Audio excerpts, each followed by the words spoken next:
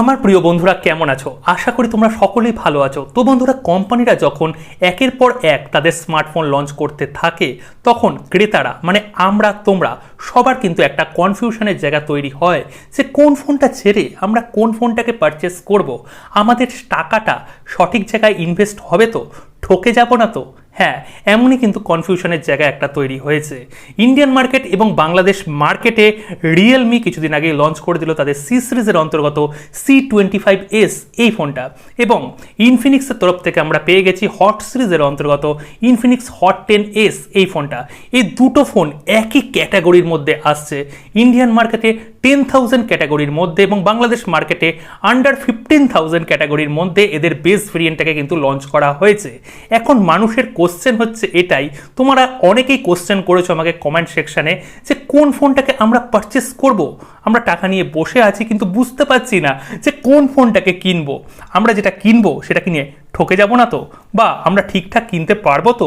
এই রকম একটা কিন্তু কোশ্চেন সকলের মনেই ঘোরাফেরা করছে। তাহলে বন্ধুরা, এখানে তোমরা কোন ফোনটাকে পারচেস করবে, এখানে আমি 5টা ক্যাটাগরির মধ্যে ভাগ করে দেব। এই ফোন দুটোর কথা বলবো যে তোমাদের কোনটা কেনা উচিত এবং কোনটা কেনা উচিত নয়। সম্পূর্ণ ভিডিওটা দেখার অনুরোধ রাখলাম।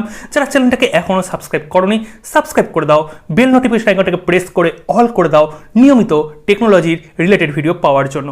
তো বন্ধুরা, আমি যদি রিয়েলমির কথায় আসি, রিয়েলমি সি সিরিজের অন্তর্গত রিয়েলমি C25S এই ফোনটার ডিসপ্লে সেকশনের যদি কথা বলি, ডিসপ্লে দিয়ে যদি দুটো ফোনকে আমি পার্থক্য খুঁজি, তাহলে এখানে রিয়েলমি কিন্তু প্রদান করছে আমাদের 6.5 ইঞ্চির একটা HD প্লাস ডিসপ্লে এবং এর মধ্যে 60 হার্জের রিফ্রেশ রেট আছে।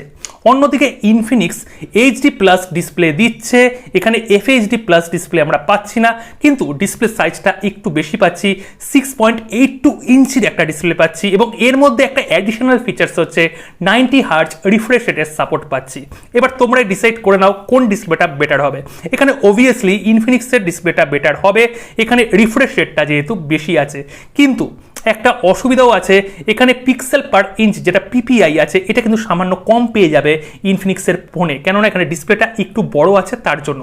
যদিও এটা ঠিকঠাক হয়ে যায়, মানিয়ে নিতে পারবে, অবশ্যই কোনো প্রবলেম হবে না। তো বন্ধুরা, এখানে যদি প্রসেসর সেকশনে যাই, প্রসেসর সেকশনে তোমরা পুরোপুরি ইকুয়ালিটি পাবে, কেননা এর মধ্যে মিডিয়াটেকের G85 প্রসেসর দুটো ফোনের মধ্যেই ইউজ হচ্ছে, সুতরাং পারফরমেন্সের দিক থেকে তোমরা সেম পারফরমেন্স পেয়ে যাবে। যদি এই ফোনটার আমরা ব্যাটারি সেকশনের কথা বলি, ব্যাটারি সেকশনেও কিন্তু তোমরা সেম পারফরমেন্স পেয়ে যাবে, দুটোর মধ্যেই 6000 mAh এর এখানে ব্যাটারি তোমরা পাচ্ছ, মানে লং লাস্টিং একটা ব্যাটারি লাইফ পেয়ে যাবে। কিন্তু চার্জিংয়ে এখানে ফাস্ট করে দেবে তোমাদের রিয়েলমি C25S, কেননা এর মধ্যে ইনবক্স তোমরা 18 ওয়াটের একটা চার্জার পেয়ে যাচ্ছ, আর অপরদিকে ইনফিনিক্স তোমাদের এখানে স্ট্যান্ডার্ড 10 ওয়াটের চার্জার দিচ্ছে, মানে এইটা কিন্তু অন্তত 3.5 ঘন্টা লেগে যাবে ইনফিনিক্সের ফোনে, এবং এখানে ফুল চার্জ হতে তোমাদের মোটামুটি 2 ঘন্টা 45 মিনিট 3 ঘন্টার কাছাকাছি কিন্তু এখানে রিয়েলমির ফোনটা চার্জ হয়ে যাবে। সুতরাং এই ক্ষেত্রে কিন্তু রিয়েলমি অনেকটা এগিয়ে গেল। অবশেষে এই ফোনটার যদি আমরা ক্যামেরা সেটআপের কথা বলি, রিয়েলমি এখানে পেছনে তিনটে ক্যামেরা দিচ্ছে। একটা হচ্ছে 13 মেগাপিক্সেলের যেটা কিনা মেন ক্যামেরা, এছাড়া 2 মেগাপিক্সেলের ডেপথ, 2 মেগাপিক্সেলের ম্যাক্রো ক্যামেরা, আর ইনফিনিক্স দিচ্ছে 48 মেগাপিক্সেলের একটা মেন ক্যামেরা, 2 মেগাপিক্সেলের ডেপথ এবং 2 মেগাপিক্সেলের AI ক্যামেরা।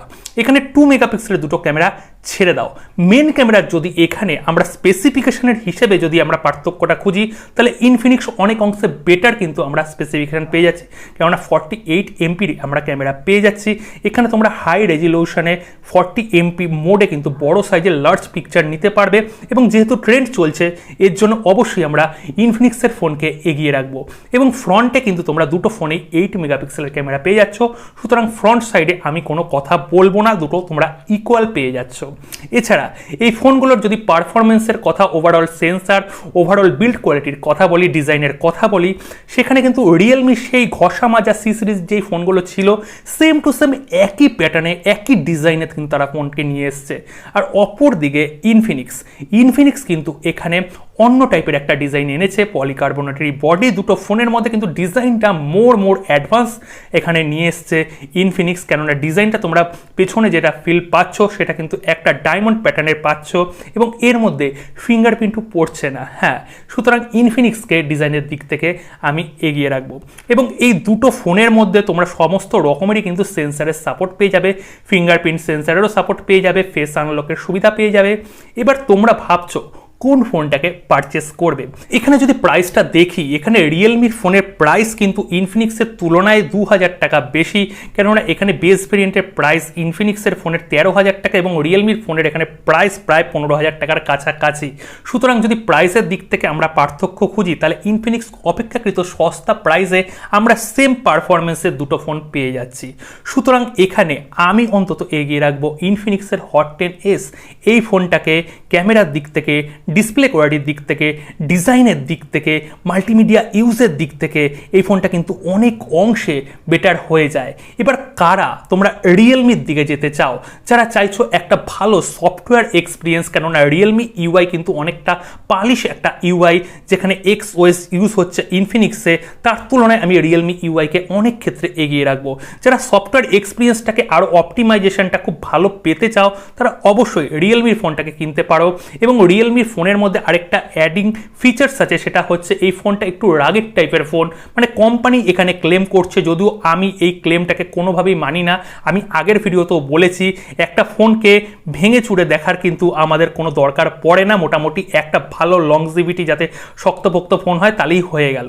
যদিও এই ফোনটা এখানে কোম্পানি যেহেতু ক্লেম করছে, আমি এখানে একটু হার্ডিং দিক থেকে, মানে এখানে একটু শক্তপোক্ত দিক থেকে কিন্তু এই ফোনটাকে এগিয়ে রাখবো। আর ওভারঅল দুটো ফোন পুরোপুরি ইকুয়াল ফোন।